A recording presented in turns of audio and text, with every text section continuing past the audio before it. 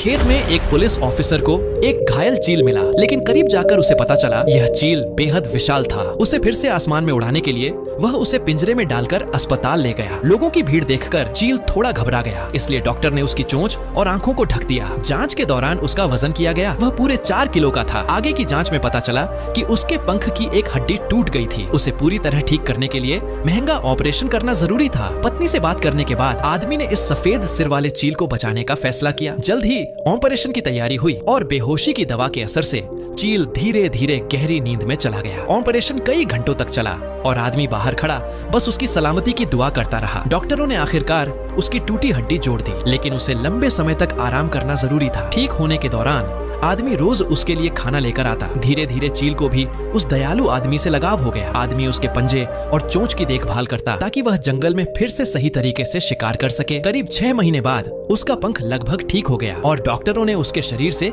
Steel की pin भी निकाल दी। अब वह फिर से आसमान में उड़ने के लिए तैयार था। आखिरकार उसे घर लाया गया। घर आते ही उसे मछली खिलाई गई और उसने आराम से एक छोटे से टब में नहाकर जैसे नई जिंदगी का जश्न मनाया। आदमी जब भी उसे बुलाता, चील प्यार से उसके पास दौड़ा चला आता। एक खतरनाक शिकारी पक्षी होते हुए भी वह उस आदमी के साथ बेहद नरम और शांत था। लेकिन आखिरकार वो दिन भी आ गया जब उसे आजाद करना पड़ा। उस दिन आदमी बहुत भावुक हो गया और चील भी दूर बार बार मुड़कर उसे देखता रहा। आजाद होने के बाद भी वह आदमी के घर के पास ही रहने लगा। कभी पेड़ की सबसे ऊंची टहनी पर बैठकर उसे देखता तो कभी आसमान में उसके घर के ऊपर चक्कर लगाता। आज वे एक ही छत के नीचे नहीं रहते, लेकिन उनका दिल अब हमेशा के लिए जुड़ गया था। शायद यही इंसान और जानवर के बीच सबसे खूबसूरत रिश्ता होता है। तो दोस्तों, ऐसी ही और क्यूट एनिमल स्टोरीज के लिए अभी सब्सक्राइब जरूर करें।